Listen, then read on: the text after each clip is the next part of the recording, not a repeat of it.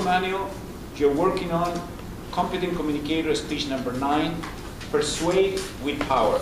The objectives of the speech are persuade listeners to take an action, appeal to the audience interest, avoid using notes. The speech will be 5 to 7 minutes, Kathy. Let's welcome John.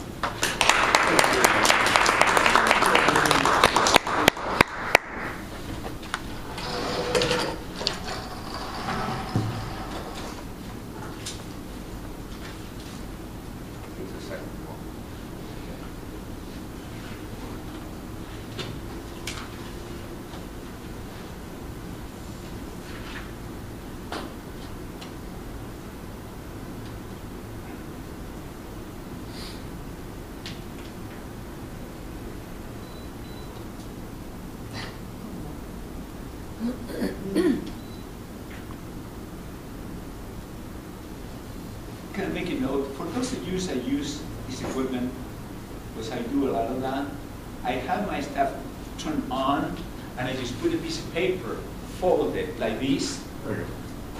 So when I come to the front of the room, all I have to do is that. And it's right there. So that's a tip for future, so we don't have to. Yeah, oddly enough, I was trying to do that, but it looks like we're soon to be. Oh, there we are.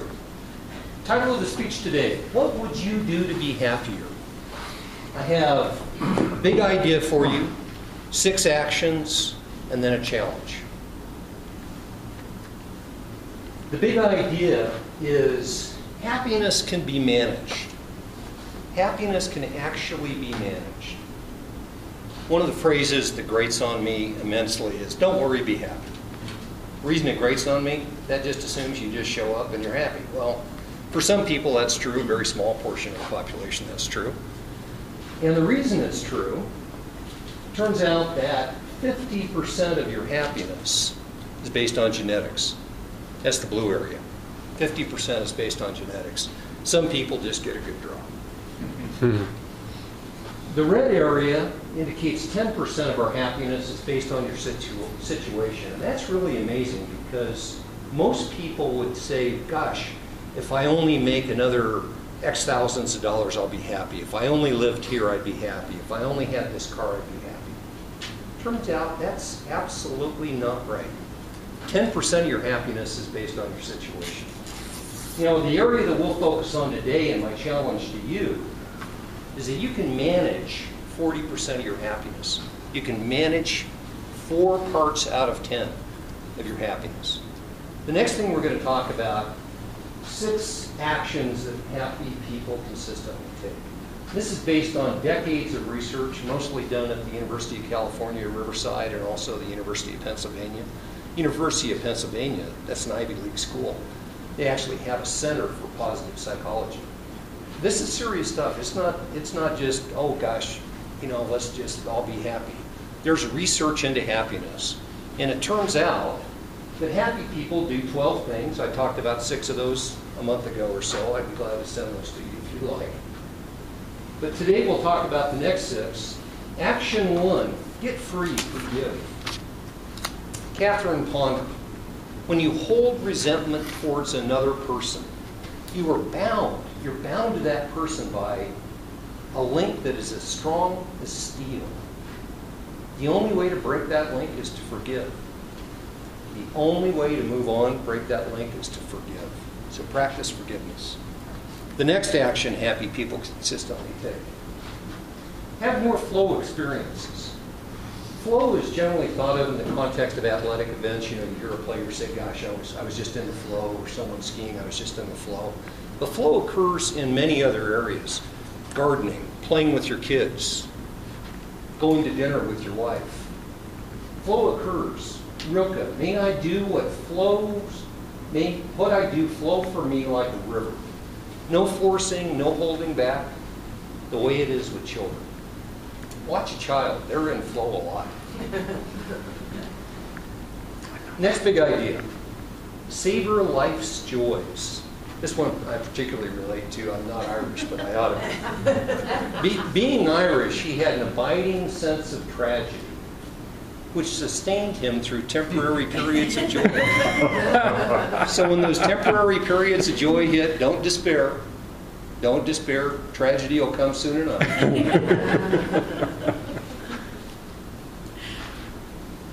Commit to your goals, action 4. Toastmasters is all about goals. Everybody in here, we're some of the goaliest people in town. So as opposed to commit to your goals, maybe revisit them. Maybe think about them, sit down, have a cup of coffee. Write out what you think your goals are. See if they match up with what you'd like to do now.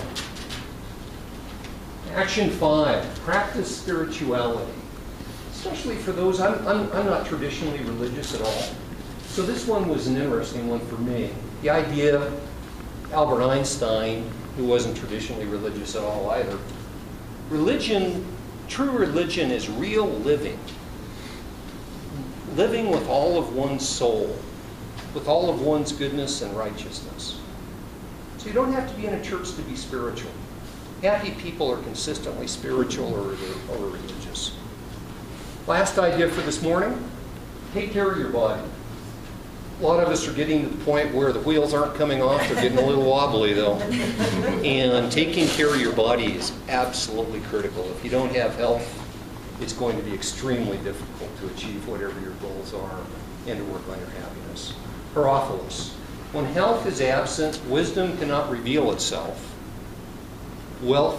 Strength cannot fight. Art cannot manifest. Wealth becomes useless, and intelligence can't be applied. We all generally think that health just happens, and when we were younger, generally speaking, it does. This is something that needs to be managed. So here's the challenge. Here's what I'm trying to persuade you to do. Pick one of these ideas, just one, to focus on today. Why just one? Well, there's solid research that indicates that most people can achieve one idea if they're committed to it, of course. You have to commit to it. If you give them 2 things to work on, it's almost impossible. The odds go down. If you hit 3 things, you get people 3 things to do, very few people can actually handle 3 things to do. Yeah. Sad statement, we all think we're multitaskers. Guess what, we're not. And so our challenge today, pick just one of these to work on today. And I think you'll find that you're happier. You can actually manage your happiness, but you need to work at it. 40% is within your control. And with that, Mr. Toastmaster, thank you.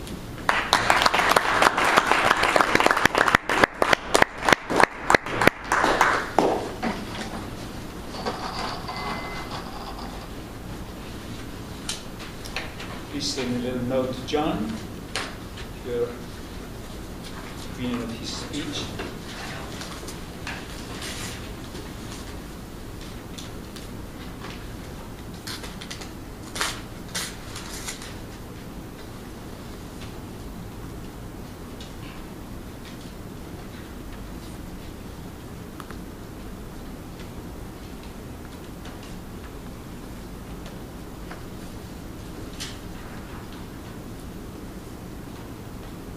So what adults are afraid of?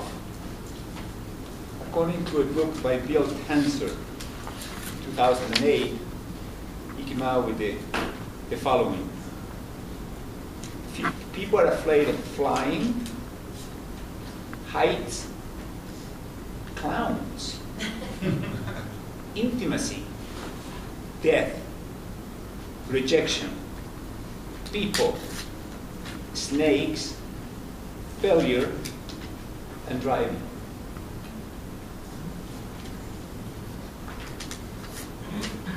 Didn't have snakes. For some of us, snakes or spiders would be here. I can deal with a gorilla that weighs 300 pounds, but I cannot deal with a little spider crawling around my bed. I know what to do with the gorilla, I don't know what to do with the spider. Okay. Our third speaker today will be the group.